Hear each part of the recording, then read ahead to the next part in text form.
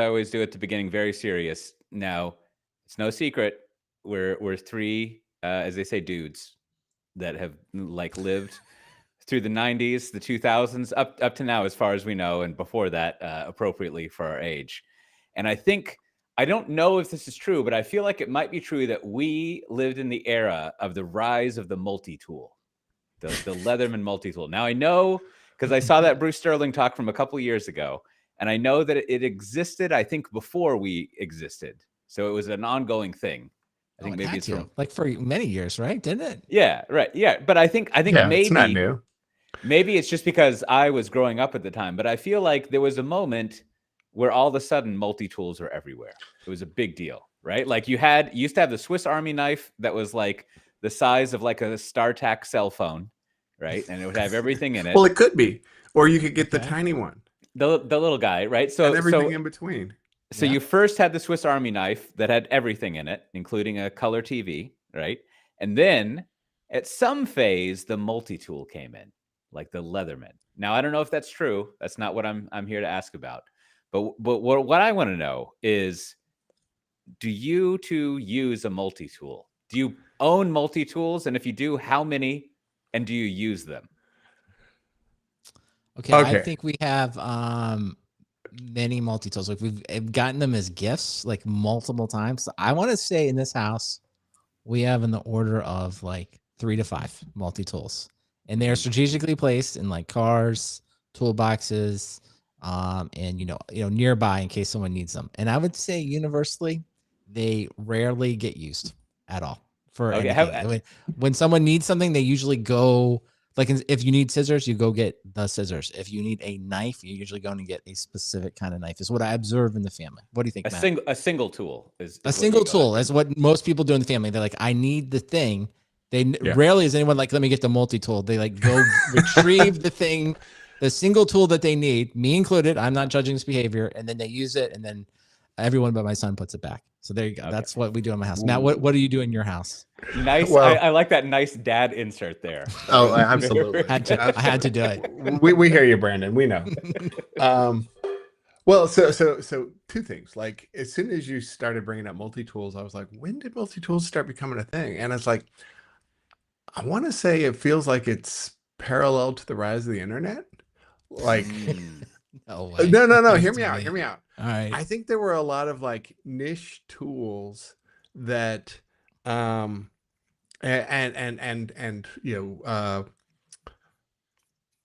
well, multi-tools and this the whole getting things done and all this like personal improvement stuff, how to make your life better. There seemed to be a big uptick in it as the internet started surfacing these ideas. It used to be like, oh, I've got a multi-tool. I heard about it from, I don't know, my scout leader or something like that. And like, it didn't like seep into the general consciousness. And I feel like a lot of these kind of things that used to be really niche really broke out. I mean, obviously a lot of niche stuff broke out, but into the general consciousness. And so now everyone's like, if I say multi-tool, everybody knows what I'm talking about. But if I'd said it when, we were, 20 or something, maybe people would be like, what's a multi-tool? Right. Oh, you mean like a Swiss Army knife, right? But anywho, that's a digression. All right, well, here's some quick information because I think both of you are right. And in an amazing twist of fate, here at Software Defined Talk, I think we're saying something correct. So here it is. In the spring of 1983, they received their first order for 500 tools from, I guess, Cabela's and launched the first Leatherman tool. So that was it, basically in 1983, which is, I mean, it's a little bit before the internet. I guess it depends on exactly what you're you're talking about. But it's certainly it's in the neighborhood of what you're saying, of what it is. So it is a relatively modern invention, at least by the constructs of this discussion. I mean, because I definitely always wanted like a better Swiss Army knife when I was a kid, and went through a series of them. But getting on to multi-tools today, I'm not the kind of person who carries like the big fat Leatherman or whatever. I have this little tiny one that goes on my keychain that looks like a key, but it's got like 2 screwdrivers and a can opener and a little knife. And that's about as far as I go. And that's handy, but everything else becomes, get the right tool for the job. Um, and so I guess So this electric had to be a screwdriver is leading kind of a question, multi-tool. Kote. You have to like what is? Tell us yours. You've got to have some story here. What's your story with Well, multi tools? sometimes I have stories, but I'm going to give a little behind the curtain scene of the software defined talk opener. I just happen to have one that I'm playing with right now. It's Oh not even a yeah, multi-tool. It's one of these card things, which yeah. I think is like the next. This must be so. Listeners can't see it, but it's one of these credit card sized things that has multiple. It probably has an ad that it's like 25 tools in one in your Right. wallet, right? Right. And which is kind of ridiculous. And I'm looking at this now and I'm thinking, this seems like the kind of thing that only exists because of like the global manufacturing beast, right? Absolutely. That you've got like this precision kind of machining that can spit out, I don't know if this is precision machining, but you've got this kind of machining that can spit out, like, I'm going to guess 50,000 of these. I don't know how many are made a year, kind of to order and then shipped around somewhere for me to get as a Christmas gift. And like, I don't really use it ever. Right. And I don't But really maybe know, you're but getting at like the it's an core value of item. the leather. I think the Leatherman is a great one. Like, because there are definitely like people that put them on their hip, probably work in like construction and day to day hands on types of work that I think probably use them like a million times a day, right? And but I think that's a small portion of them. And then there's like me, where it's like it is kind of a cool toy, right? It's like if I'm in a store and I see a multi tool, or I say like, I'll just open it all up. I'll just kind of play around to see what it is and see what it Right. does. Like, but then when I really, kind of what I was saying before, and I think maybe Coach A, I would like your take. It's like, given that it sounds like you just kind of playing with one. It's like when I actually need to do stuff with it, it seems always better to just get the tool, right? I actually Right. never, because also I'm not doing like my tasks are very discreet. I just need it for a second. It's not a big deal. It's not like I'm in the field. I grab off my belt and I have to do something with it, right? So I don't know. So maybe I'm like, what would they call it? Like, I'm just like a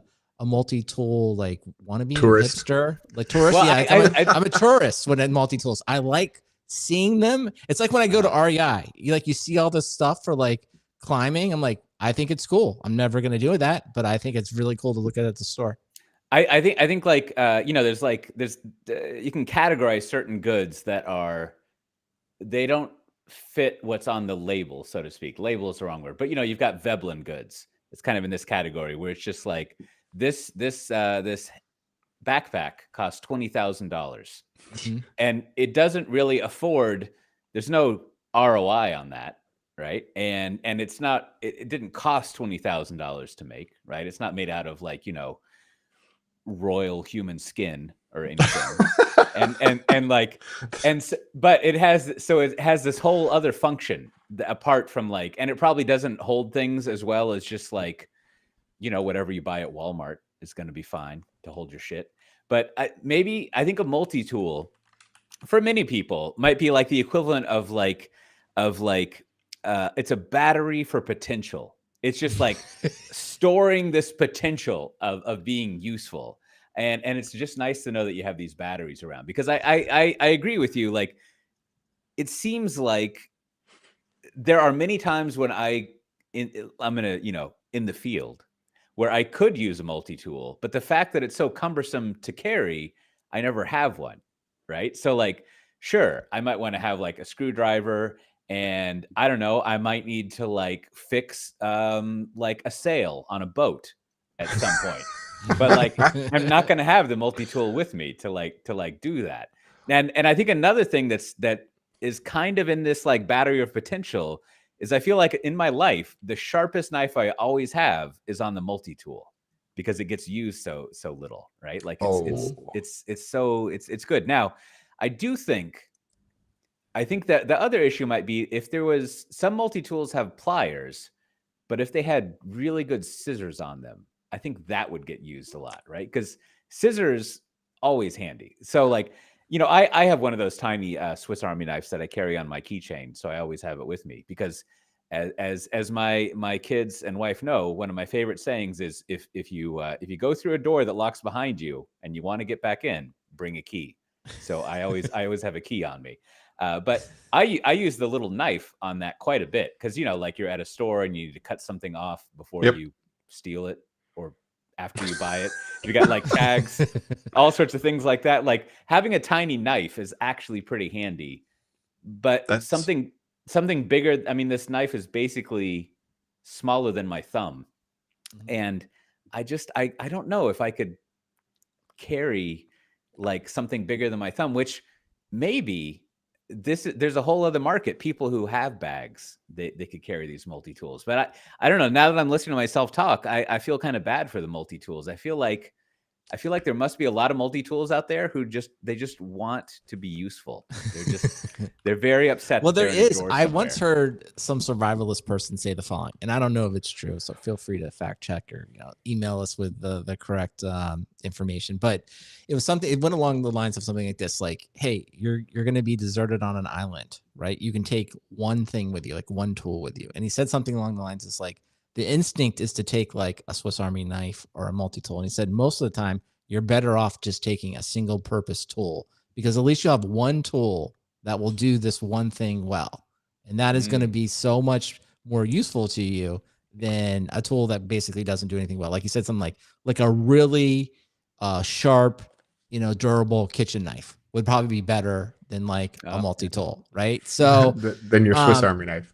Or Swiss Army knife or whatever, right? And it's like, and I don't know. So I don't know. Again, like maybe I'm just making that up, or but I am interested. It does seem, in some ways, it feels a little bit like software, right? It's sort of like, an application that does like one thing really well. Oftentimes, is the way to go, even though it's like there's a suite, that has a lot of different functionality. Yeah. Although you can make the argument, different ways, right? Microsoft You has can made go- a living off of integrating large suites together. So I don't know. I mean, that metaphor definitely holds. I mean, there's the experts are going to use the specialist tools, and the people who like want to get by are cool with the suite, and that's kind of how I feel. It's like I recognize that my multi-tool needs are very minimal, which is why I just have like a little tiny key that has a knife on it. And that's about it, right? That's all I really need, and I don't want it getting taken by security on a plane, so it looks like a key. Right. Well, that's also a whole like problem. Like, well, maybe I should try to carry a multi-tool around for a couple of weeks and But just record what happens. I mean, but that's like the awareness that I have is like, I know I don't need that. So I went to like the Home Depot equivalent this morning, right when they opened, and I show up and I'm wearing my esoteric nerdy software t-shirt, and everyone else there is like a hardcore tradie. They're there for their loading out for the day, they're getting all the construction crew, and I'm sure a lot of them had like real Leatherman and stuff, and I was just kind of a tourist in that scenario. I was like, you know what, I got what I needed, I'm done, I don't need to buy the specialty multi-tool, I'm good. Yeah, I could see that. Well, something, I haven't transferred money in the States very much recently, but it seems like one specialty tool you don't need anymore is transferring money, like something special beyond like the usual terrible system. And now, Brandon, have you used this Zelle system? Does it work? Is it good? Universal? I have, strangely enough, I've not used Zelle. I have it. But up until I read this article, like most of the people that when I'm doing this type of peer-to-peer payment, I'm generally Venmo. I wouldn't say I'm even a fan of Venmo. It's just like what people generally use, and you just usually want to either give people money or send people money. So I don't really debate that as much. But I was amazed when I saw this, that I thought this number jumped out at me. Zelle payments topped 1 trillion in 2024, and just for those not in the know, I guess PayPal owns Venmo. I'm not 100% sure if it's all reported together, but the thing that really shocked me is that Zelle's growth in total payments exceeded PayPal. So they reported that PayPal's peer-to-peer payments reached a volume of 400 billion, whereas Zelle was at 1 trillion.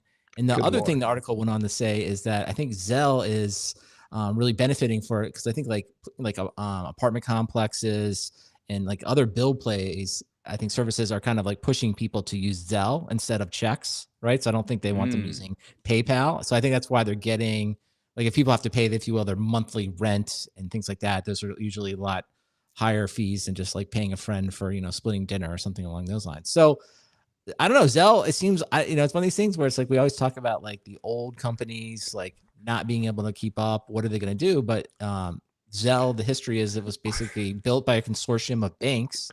I know, Matt, I know both of you have some history with banks, so maybe you can tell us how it works. But but essentially they got together, they've kind of integrated it, and I think it seems like it's doing well. And maybe it's as simple as like all they care about is flowing the transaction, whereas PayPal and Venmo are always trying to like do something else, right? They want you to buy a credit card or they want you to do some marketing efforts. Whereas it seems like Zelle is just like, no, we just want you to send your money to and from.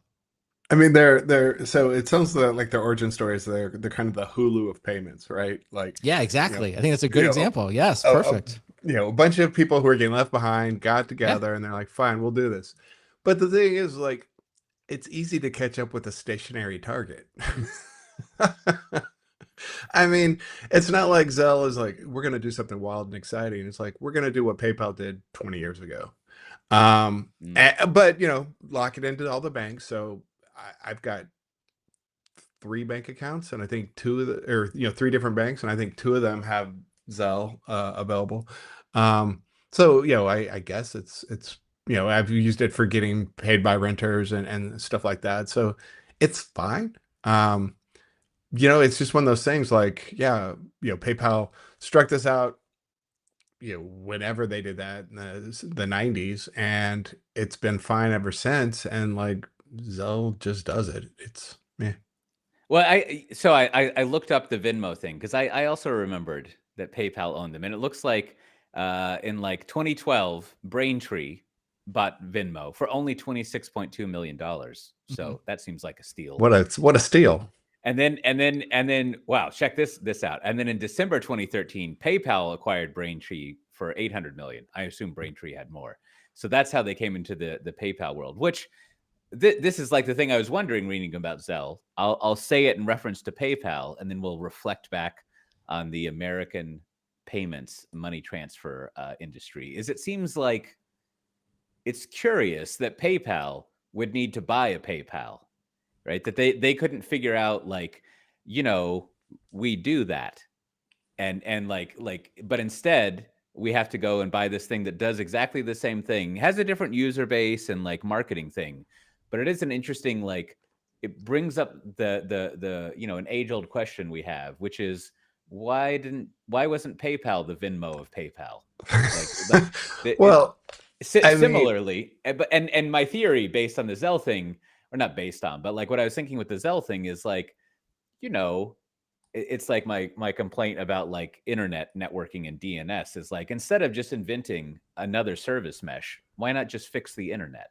Like how networking works. And maybe just similarly, just to be fair about it, just before we move off it too much, like Braintree did do a lot more. Like I think the way to think of it is Venmo was sort of thrown into the transaction because the features that PayPal wanted, like there's a payment gateway, payment processing, merchant services. So kind of like the more, if you will, trying to be more deeply integrated into like that side of the payment infrastructure is I think why PayPal ultimately bought them. And in fact, I think Venmo kind of didn't want to be part of PayPal. So they sort of got thrown into PayPal through this, like, I won't say backdoor, but through this kind of series of acquisitions. So I think because I think the PayPal Venmo, I think there's a lot of like, if you will, rivalry there. So I think it's more an acquisition of coincidence for Venmo and PayPal than it was I'm strategic sure, nature. I'm sure there were people on sense. the PayPal side who were like, this takes out a competitor.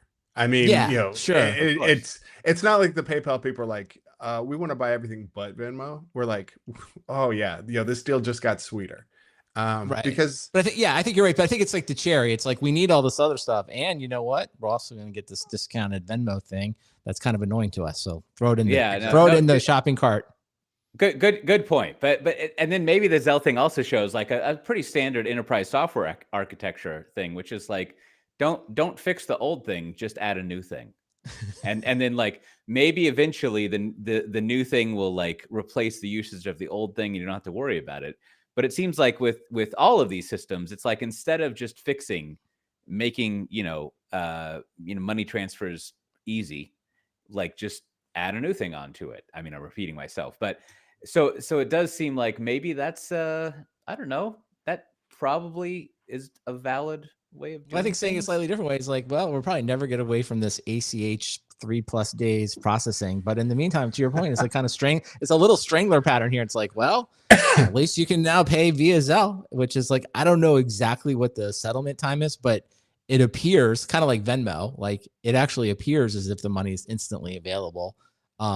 So like, yeah, why not? Right. And I know there's obviously, we've been talking about the federal, was it Federal Reserve, Fed Now, right? They've long been Yeah. talking about, they're going to have this instant transfer that I guess is sort of available to like large banks between themselves. So I don't know. It's happening. I guess to your original point here, Matt.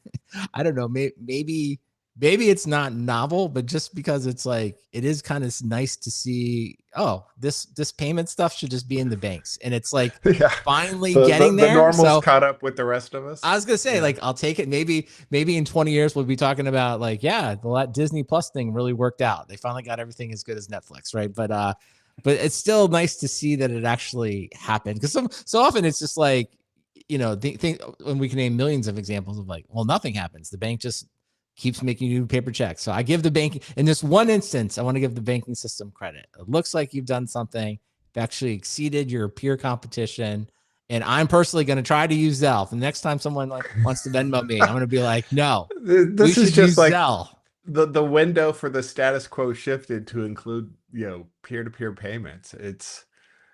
I'm still not excited about it. Probably the product manager for Zelle, like that feels like AI, right? It's like, go and look at what everyone else already does, and that's a roadmap. Yeah, True. I bet in those product management meetings, like maybe once a year, especially when they get a new person who's looking at Venmo, like they look at that one weird feature that Venmo has, which is like there's a little social network in the payment Yeah, things no. where you can see payments that other people have sent. And so there's some people that I figured out how to turn this off, but like there's other people and I see them paying like their nanny and the plumber. And like what the best part is the little notes they give to people. It's just it's a nice social network. But right I in guess your payment system. while I agree, you're 100% right, Matt. I feel like we should almost have some award. I'm going to call it like the floppy disk award. Like there was somebody in Japan, right? There was a person who was like, I'm going to get rid of these floppy disks. And he did it, right?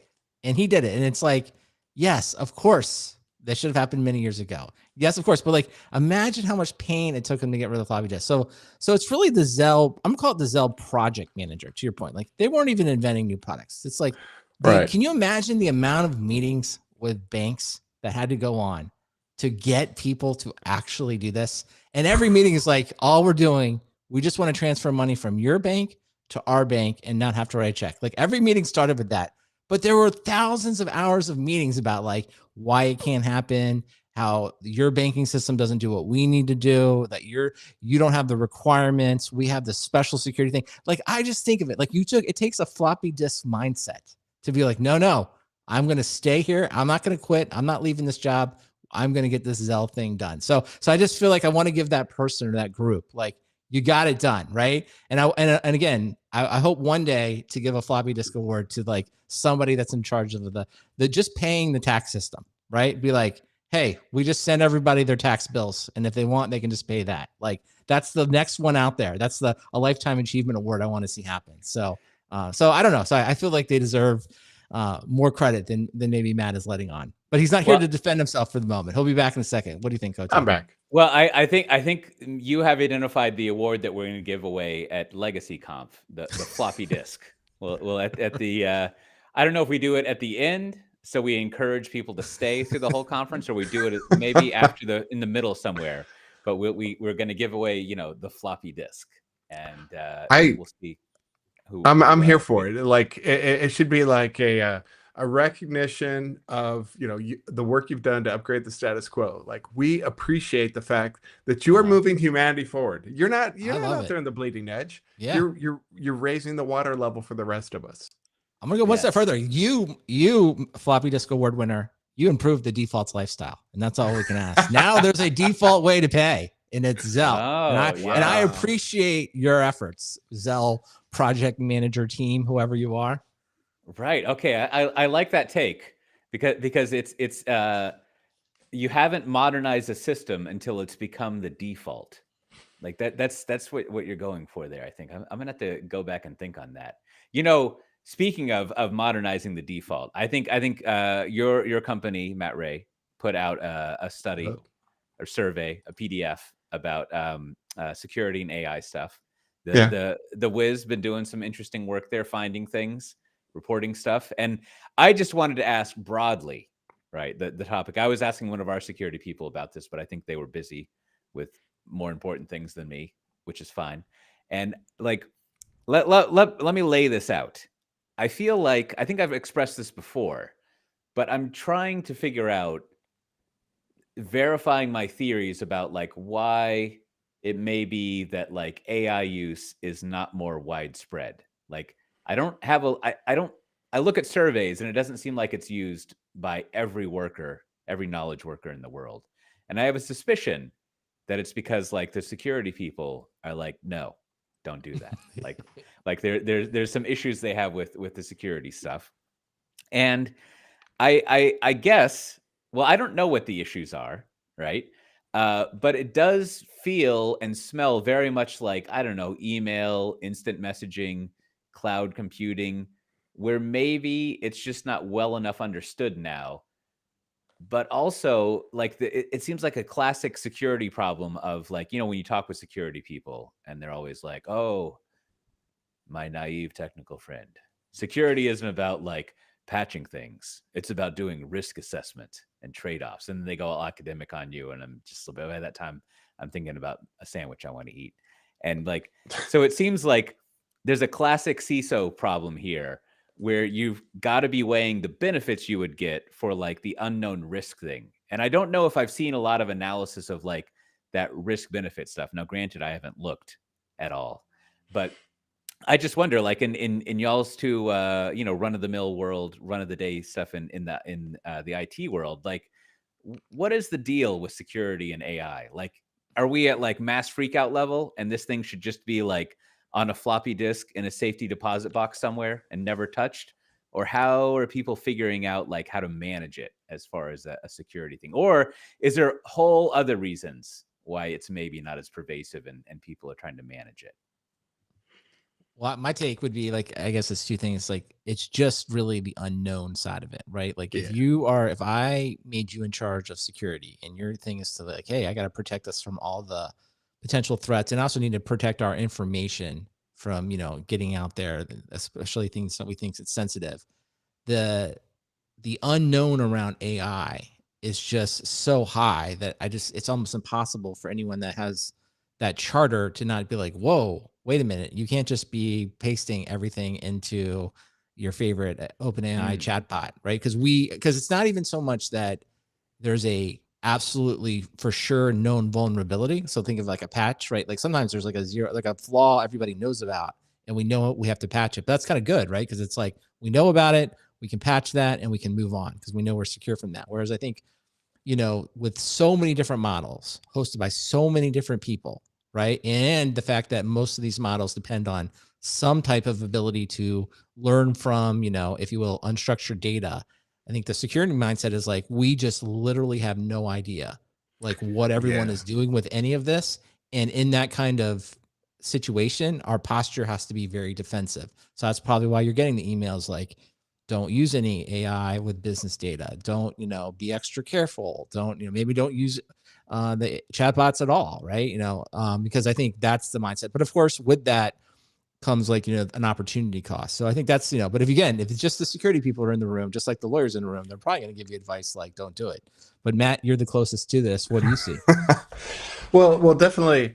I agree with that completely. I mean, the security people look at it as, okay, we have kind of, you know, two options. We can use a SaaS, we use AI as a service somewhere, or we can bring it in house. So bringing it in house is harder, just like private cloud is harder.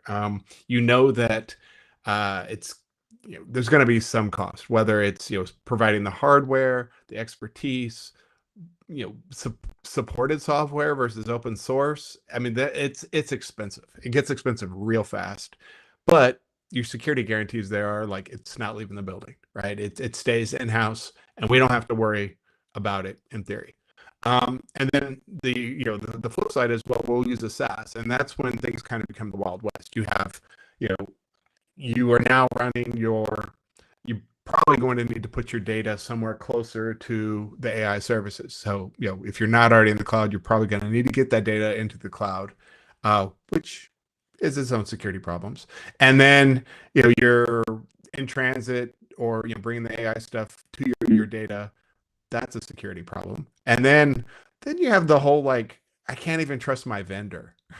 It's like, oh, these guys are in China, or these guys are watching our data and using it to train their other LLMs. Do I have to worry about it? So, the cloud providers obviously are spending a lot of time, telling their customers, we have these guarantees. We're not looking at your data. We're doing everything we can to secure it. And, I think there's enough experience with, public cloud that you can probably trust most of the vendors, at least the tier one ones, right?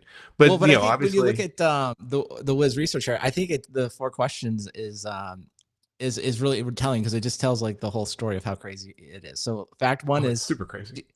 Fact one is DeepSeek's has staggering growth. So what does that mean? It's like, well, people really want free access to the best model. So that's DeepSeek. Of course, that's hosted in China, has like maybe the most security questions around it. And number 2, it's like, okay, well, like, what's most popular? OpenAI is most popular. And it's like, who knows if it's even better? It's just the one that everyone's heard about and is using. So again, that's like a huge thing. So it's like, so on one hand, you have like people trying to get free. That's DeepSeek. People just using the default. That's OpenAI. But then, like, what do you see as what's gaining in popularity? Well, self-hosted, which is somebody who's like, wait a minute, I'm a little worried, like, what's going on? So maybe we should just host our own, which is sort of like the opposite of like free and fast DeepSeek, OpenAI popular. And then there's like, well, maybe I should just have my own thing, and that way I could use it internally. And it's sort of like, it's almost like a triangle fighting with itself. It's like, do you want free and fast and easy, or do you want to host it? And I think it's sort of like when you read this research report, it's like, well, everyone's kind of wants everything. It's like everything's kind of happening simultaneously, which I guess is an interesting outcome. But it'll be interesting to look at the same report maybe in 2 years. Well, who knows if it's really going to be that different, though. I mean, I don't think at this point there are any clear-cut winners or losers, right? Well, there's definitely some losers, but there's plenty of, this could go either way, both ways. I mean, users are going to run this on-prem undoubtedly, that because the data can't go somewhere. Users are going to run this in the cloud undoubtedly, right? They're going to get all sorts of incentives to do that, early access. They don't have to manage it themselves. All those things come with using the SaaS. It's going to just keep growing both directions. So I'm going to put my stake in the ground right now and say, in 2 years, this is exactly the same. I mean, the names may change around, but we're going to have the same points in 2 years. I will say this though. I want your thoughts on this though. It's like, if we could just wave a wand though and just pick, like, if you just said to me, like, what do I want? It's like, well, what I really want is just like, I just want this running on my Mac or my iPhone. And because then I can just like 100%, but I want it to be like as good as like the best models, right? Like, I don't want the Apple model where it's like confusing everything. I want like a good one. But if you just said to me, it's like, oh, it's great. It's like, it's on my phone. I don't have to worry at all. I can just like ask it anything, and my data is not going anywhere. So, I mean, I guess it's like in some ways that's a strategy for Apple and Microsoft. If they could get small models working fast, I think that's what we would all just want, right? And then it's like, maybe you have like Cote's like super agent deep research PH, PH level or above, like out there like doing research. But it's like, most of the time I'm like, I just want you to rewrite my emails or proofread stuff. Like, I'm not trying to break new ground in chemistry. I'm just trying to get a good email written. I think the future for individuals, hopefully, is we're not going to have to worry about like, the things like, our data being secure. Hopefully, if the Apple model wins out, which hopefully it does. They get better at it, and they've already got the security guarantees around how they're managing your data and not looking at it, and all that stuff. That should win for individuals. I think enterprise use is where it's more of a question, because essentially you're just talking about like fancy database tools. And do you think the security concerns are just like, where's my data related? Or like, so for example, in code, you have it generating code for you. You could have a concern that like it's going to generate some malicious code that someone overlooks and doesn't end up using. So that's kind of interesting. But then you might also have like the insecurity of just like, it's totally okay to release your trade secrets. I mean, that's an absurd way of putting it, but like, if you're not writing code, it might look up different policies and kind of like however it is you trained the model would sort of like slant towards advising you to do things that a security person would say was bad. Like, it's totally okay if someone forgot their badge and is carrying a stack of pizzas to let them into the door. And like because it seems like, or are the security people just like, no, that's an absurd thing to worry about. All we care about is it's only the data stuff that we're concerned about. Well, my assumption is that in some near horizon of time, most of that stuff, like software assistance and writing, editing, is going to be easy enough that it can be done locally. That's my assumption.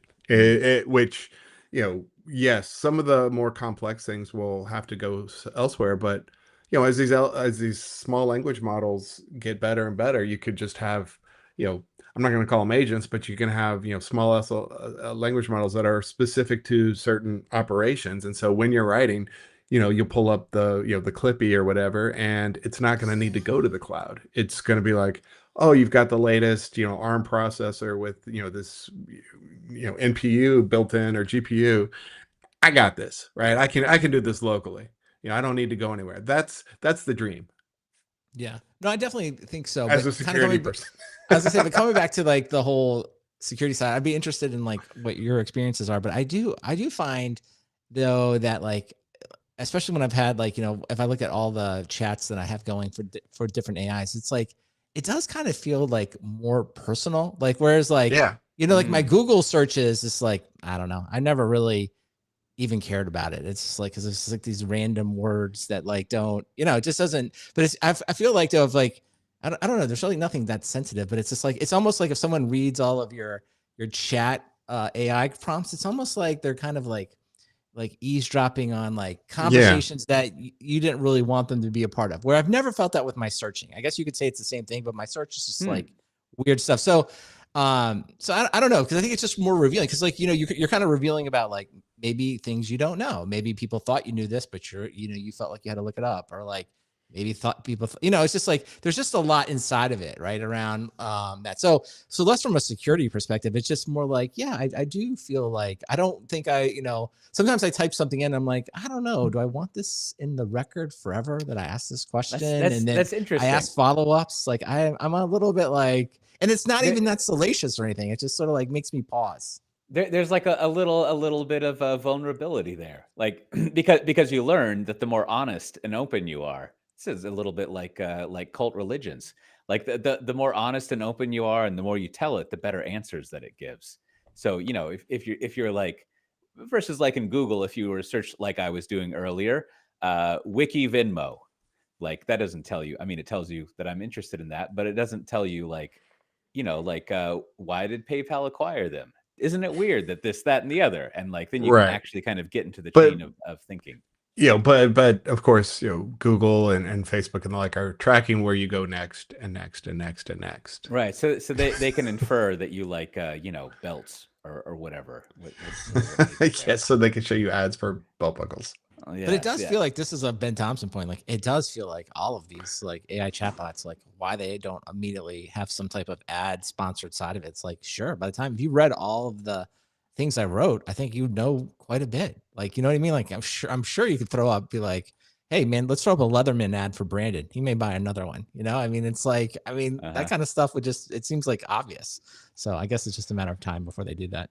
Huh. Yeah. Well, related to like corporate thinking, you'll have to help me remember this, Brandon. But I think we had a good moment of what would you call this? Seeing yourself through other people's eyes. Now, I think this was last week in the Political Gab Fest, which fun fact for the listener is more or less the podcast that we based this one on long ago when we started it, including the recommendations at the end. But the I forget how this came up, but the topic of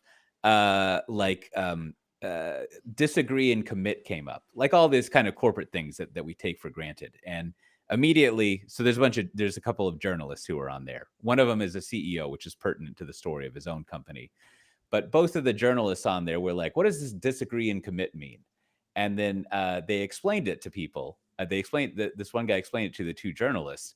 And one, it was shocking that they'd never heard of this, but not so shocking that it's just because we're in this little insular world.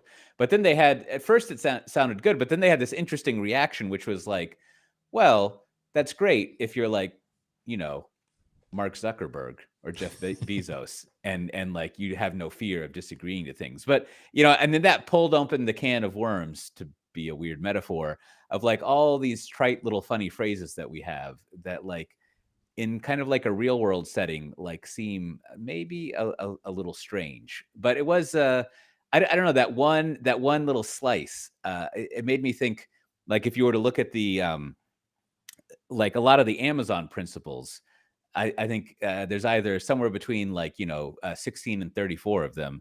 And like, I wonder if there's an analysis of them of like, yeah, that's great if you're the boss, but it's kind of difficult to be a barking dog at the big dog, essentially, unless you've built up a certain amount of trust, which I guess is what goes with it. But like, seems kind of dicey. But what's your memory of that, of kind of this exposure of Yeah, our well, I fun similar thoughts. I guess I think, just to reiterate what you said before, it's like it is always amazing sometimes when you like, oh, like these journalists who are so like well versed in like all of these things, they had no idea, they had never heard of disagree and commit, which is like, I don't know, it's just like shocking to me. So but I thought the ensuing conversation was good, and kind of where they ended and what I was thinking about is like, this gets used a lot, and I think Amazon popularized it, but like I'm sort of kind of getting to the point like, I don't think it's really ever possible, right? Because I think it's sort of like it just presents like a win-loss kind of situation, right? Like, well, you have to kind of admit you disagree with me. Like if I'm talking to Matt, like Matt has to ultimately say, well, I disagree, but then I'm kind of asking you to do something that's very unnatural, to be like commit to it. And I just think like the phrasing I was kind of coming back to was like, maybe it's worth saying it's like you can't really ever do this, and having that mindset is in itself wrong. And so I was kind of thinking it's like, especially when you're not the boss, it's like going into every situation, this thing is like, my goal is to understand and then execute on what needs to be done, what's being outlined. So I'm really, for the most, more like a consultative kind of approach. Like, I know you, the leader, are trying to achieve some goal, whether it's make more money, launch a product, do more sales. My goal here today is understand what you need to do. Sure, I'm going to provide some thoughts, but I'm really not ever going to like provide them in a way that like, it's more like, here are things for you to think about and ponder, but I'm not going to like take a position that you have to like them or dislike them. I'm not going to own them to that level. And then at the end, like my goal is just to seek to understand everything that we've talked about in this meeting and about this decision. And then I'm going to leave this, and I'm going to try to, then my job is then to go make that happen. Right. So it's sort of like, I mean, I think it's a subtle thing, but I think it's also like, it feels like I'm not asking a human being to like, have the emotion of like, you disagree, and then have to have the emotion of like, well, I kind of have to like just find some way to deal with my disagreement and then commit. It's like, that is like, I think that's a very difficult thing for human beings to do. And I think when you're the boss, it's great because like you don't generally have to actually commit to a decision you don't like, right? Just by definition, you are very, very few times are you doing that. So it'd be interesting to hear someone at Amazon or someone, maybe Jeff Bezos, is like, his take on that. It's like, and maybe it's just a way of just saying, it's like, it only works for the topmost person in the pyramid, right? Everybody else is kind of left a little bit bitter, and that doesn't really maybe leave in an environment that gets things done. So I don't know. That's kind of what I was thinking. Is like, maybe we need to put this to a side and just like my goal in every means, I'm going to seek to understand I'm going to try to execute on it. I'm going to try to give good ideas, but I'm not going to try to like bring, the negative emotions to it. I don't know, Matt, is that too pie in the sky? I guess maybe like I guess maybe like the regular thing. I mean, what ends up more happening is the like, I agree, you execute is sort of like the middle ground between these two that seems more common. I got nothing. I mean, I'm just trying to think of like situations where I've been in, and I feel like there's still a bit of like passive response of like I'm still gonna do it, either half-assed or I'm gonna do it my way anyway. Um, I don't know. It disagree and commit. I don't think it actually comes up all that often. I think eventually people just try to muddy their ways into like a shared agreement. I mean, like I don't find myself at just absolute loggerheads where I want to like fight about something enough. Maybe I should. Right. What- But I what think thi- that's this- like, go ahead. This also got me thinking, one of my other hobby horses is like, I don't know, vacuous is the wrong word, but like company principles and credos that like once you look at them, you're kind of like, I'm not sure you're saying something that is Exactly. actionable there. And so, I had our friend ChatGPT go write me a deep research thing about like go look up, if at one spectrum we put the Amazon leadership principles that I don't know all however many there are, but they're all pretty concrete and you know what to do about them. Like they're kind of tactical. I mean, the most famous ones being like, the 6-page memo and the PR fact, which are just extremely prescriptive, right? Like they're not like, we aspire. And then on the other end, you have things like we aspire to be a great place to work, right? Which you can't execute on that. Now, sort of in the middle, and this is what I wanted to as I'm thinking through this, I wanted to ask you two's take on this is a lot of companies, and I think Amazon too, one of their principles is to be customer first. And my annoying trick with this kind of thing is to say, okay, so which companies say customer third, right? Like is there any company that would define itself by saying we are not customer first? Well, And I was thinking, even in the case of like hedge funds, like maybe like, but they're still customer first because they're their own customers, and also they're I don't know what you call it in a hedge fund, they're limited partners or whatever. The people who give them money are also their customers, so they are like working on behalf of those customers. So it seems like every business, unless you're like a pyramid scheme, is customer first. And so it got me to think that like, so if you take the time to reiterate that you're customer first, like what are you doing? Like what is the utility of that if it doesn't have utility? It must have some other kind of like function that you run around declaring that. Well, I think what you're getting at is like you have to, unless you start defining the specific things about what that means, it is kind of meaningless. So like, you could say customer first is like, we don't release a product until it's been in beta and tested by like 10 of our best customers for 3 months. That way we know we always ship things that are useful to them versus like maybe not another company's like, no, we release every day. We throw things out and like, we kind of have a gut feel. And of course it's in both things you could say are customer first. Like one is like, we just ship the new features to everyone as quickly as possible to get feedback. And we want them to see what it is. Another version is like, no, we have a whole different mindset of doing it. So, and I think this is like oftentimes, and I've said this on other podcasts, it's like, it's great when all the Amazon executives, because they all say this, all the executives when interview, they always say this over and over. But most of those executives have been at Amazon a very long time. So it's like, what else have you seen, to your point, Cote? Like, what else have you seen at other Who's not doing companies that? that would either they're not doing it or maybe they're doing something different, right? Maybe they're doing, and obviously even if you are a customer obsessed, that just sometimes leads you down. Like we all know customers can lead you down a rat hole and maybe, send you down a place that you're building products that aren't as compelling, right? And leave kind of weaknesses there. So I think it kind of comes back to it, but I just read it here. So here's the specific principle that we're kind of talking about. And it's have backbone, semicolon, disagree and commit. I always like the semicolon in the headers from Amazon. But it's like, it says here, it's like leaders are obligated to respectfully challenge decisions when they disagree, even when doing so is uncomfortable or exhausting. Leaders have conviction and are tenacious. They do not compromise for the sake of social cohesion. Once a decision is determined, they commit wholly. It's like, I just think when I really read that and I internalize that as a human being, I'm like, that is a very difficult thing to do as a human being.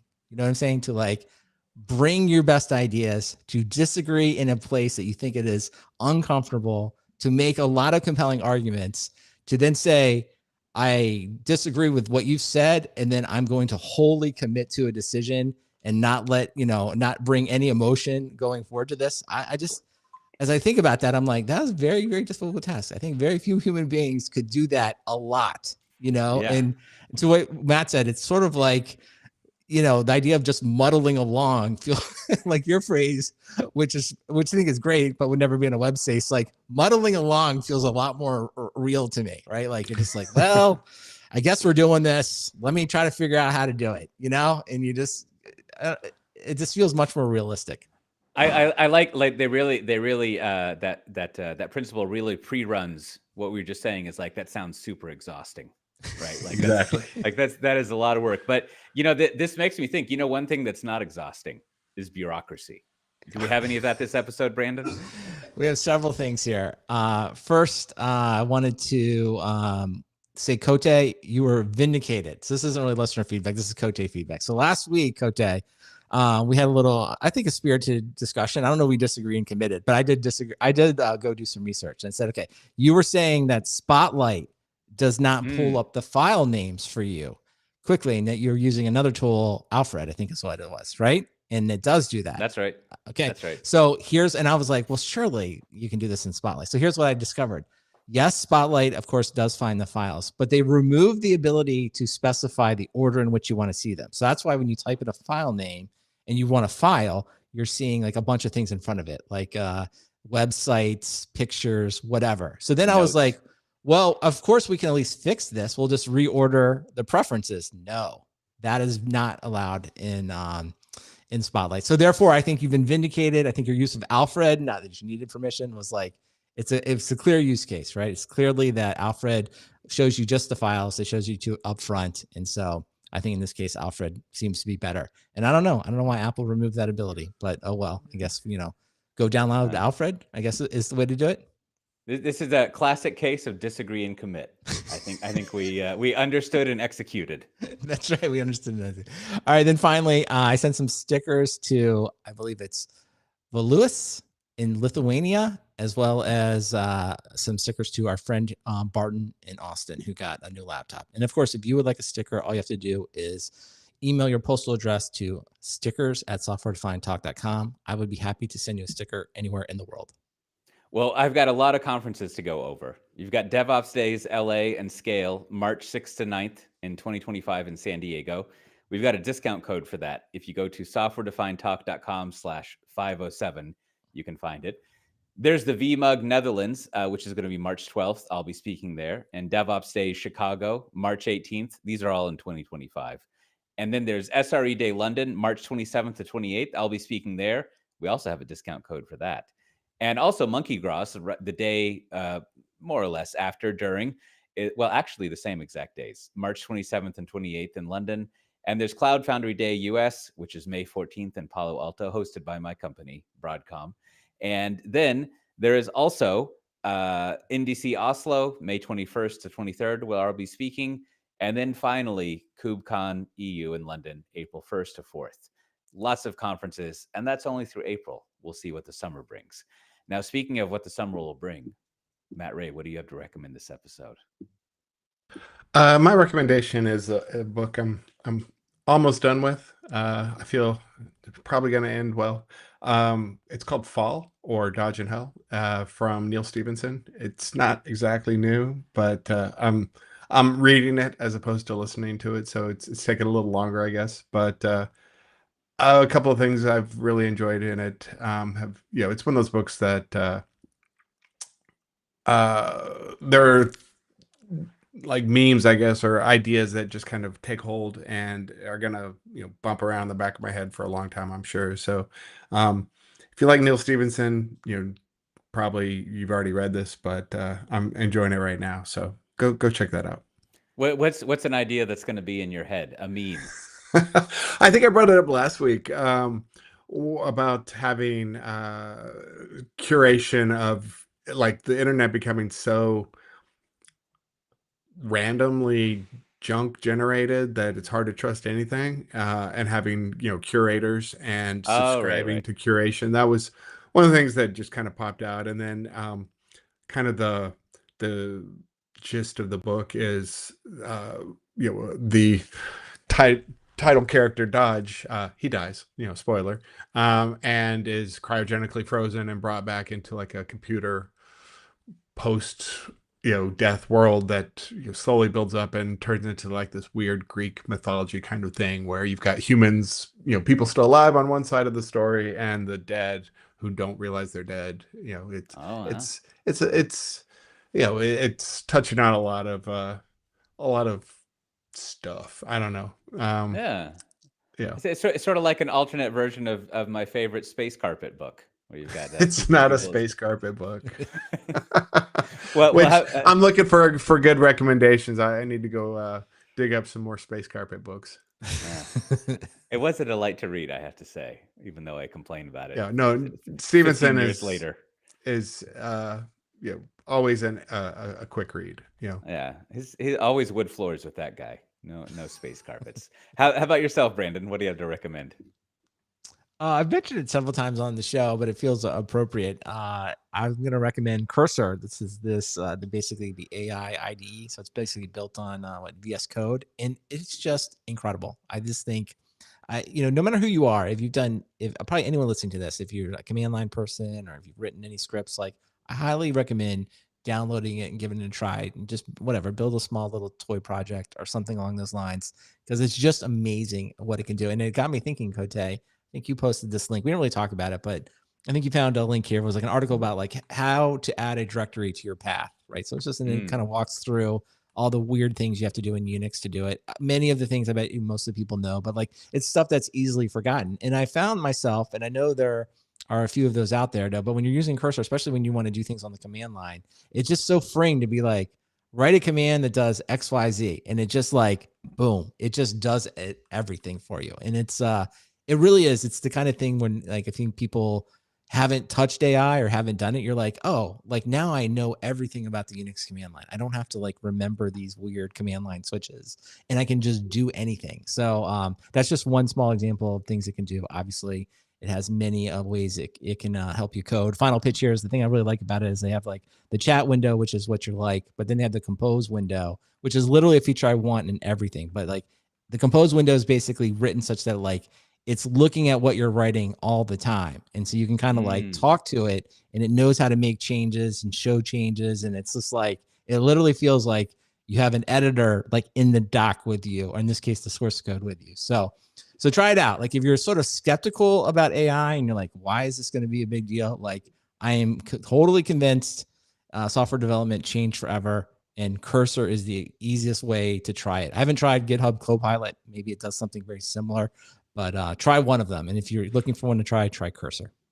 There's a good example of security people freaking out. It's like, so what you're telling me is there's software someone's downloaded and it can read their screen all the time. Yeah, read the files. Read all your exactly. And the security people be like, I don't care if there's AI involved. That one but thing. This one I annoying. have to guess. Like this would be a good whiz research thing. It's like I have to bet that source code editors, or things like copilots, whatever you can call them, are probably the most widely abused security thing that it's the tool most widely used that the security people don't want you to, because once you start doing it, like the productivity gains for anyone, even I would say even like the best programmer, right? Even the 10x programmer is going to feel it. It's like are so high that you're just going to, I don't know. I feel like the human nature is like, I don't care what they just told me. I'm going to have this thing. Like I got to finish these bugs, or I got to debug this error. I got to write this code, and I'm going to do it 10 times faster. So I bet you, we put the whiz researchers on this, they'd be like, yeah, source code is rapidly source code, if you will, internal source code being shared by AIs I'm going to say that's the number one piece of intellectual property being widely shared that security people don't want to. So yeah, so Wiz researchers, go figure that out and publish a survey for me, and we'll talk about it on the shows. Yeah. Whew. Well, my recommendation, the kids are on vacation, so we can stay up a little later. We watch movies. We watched The Substance 2 nights ago or last night. I don't remember. Seems like it was just last night, but it's great. It's a good movie. I think it's it has, if you've seen, the obvious comparison is Cronenberg films. Eventually, no spoilers there, but like if you've watched a lot of these type of films, they're very difficult to pull off because they're like you've kind of got a similar idea going on, and adapting it to a new way of doing it is difficult. Plus, you add in a whole, like, anytime you have a not anytime, but often you have a science fiction-y film movie like this, and you need some social commentary in there. So you got plenty of that going on. It's a lot of moving parts when you make a movie like this. And I think even usually at the end, when there's a big reveal, it's just a letdown. But this time, all great.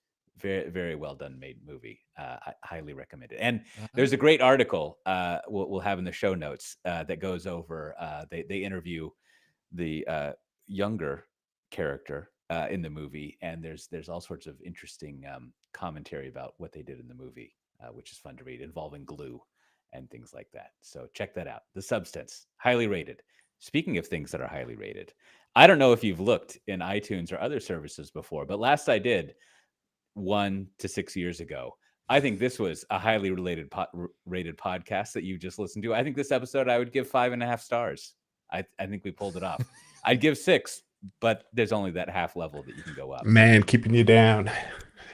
And that is Software Defined Talk. That's what you've listened to here. If you're not already subscribed to it, thanks for listening this far.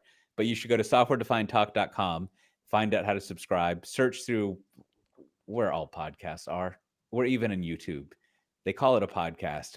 I don't think they know how to use the internet to look things up, because it's pretty straightforward what a podcast is, but that's fine if that's where you want to watch things. I watch stuff on YouTube. It's okay. However, this is a podcast. You can put it in your podcast thing to download automatically. Your friends, your loved ones, your enemies, your children, whatever it may be. And if you want to get the show notes for this episode, including links that we talked about, all sorts of things that we didn't, those conference discounts, our recommendations, you go to softwaredefinedtalk.com/507. We also have a Slack channel you can join. Lots of conversation there. It's good stuff. With that, we'll see everyone next time. Bye-bye. Bye. All right, good job as always. Normally, I would feel free to thank people in the chat, but I don't know. For this week, I couldn't get into it. I don't know what's going on. So I don't know, Matt. Were you in there? Were there any good chat comments we missed? Nothing. The normal stuff. Yeah, a few normal things. All right. Well, an important question for you, Matt, rose during this podcast. I figured I'd ask it here. It would be, how long do you have to work at Wiz before you start saying the Wiz? Because I'm going to edit this podcast later, and I feel like I tried so much in my mind to not say the Wiz, like the movie or a play, but I'm sure I'm going to find that I messed it up. So is there like a curse jar, like a Wiz branding jar? You're like, you just said the Wiz. Are you talking about the movie or the play? Or is it just me? Am I the only one having this problem? I think you're the only one having that problem. All right. That's the problem. Well, Yeah. I think I'll take it. You and I, Brandon, we must have been subjected to watching The Wiz more than anyone else on planet Earth, because I have the same. I can't help but think otherwise. And didn't they collect sweat in that music? And it was. I don't know what it is, but I guess it's like Apple. Like it feels like that. How Apple says iPhone. They don't say the iPhone. They say iPhone, and it's like, and of course, like I think that's just grammatically wrong. I feel like Apple's just like using their own like grammar powers to like make us all seem like fools. But like Wiz, the company, like it is. That's how it should be said. It's not the. Like I understand that that is the proper. No one ever says so the Wiz. Right. Well, they do if they're going to the movie or the play. But that's not where we work. Right. But that's my point. I can't detach the two. They're fused in my mind. So I don't know. All right. Well, tune in next week, everyone, where I will probably say the Wiz incorrectly. So I want to do like a pound replacement, a global search and replace. Anytime I say the Wiz going forward, I mean Wiz. Okay. So just everyone, you got it. So Unless we're talking about the play or the movie. Was it Diana Ross, Michael Jackson? I think Yep. it's in that. I don't know. That's a good question. So we'll leave that for another date. All right. Well, we will not be recording next week at this time. So everyone, take the day off, take your PTO, play with your kids, do whatever Cote is doing. But we will be back in 2 weeks about this time. So until then, we'll talk to you next time. Bye.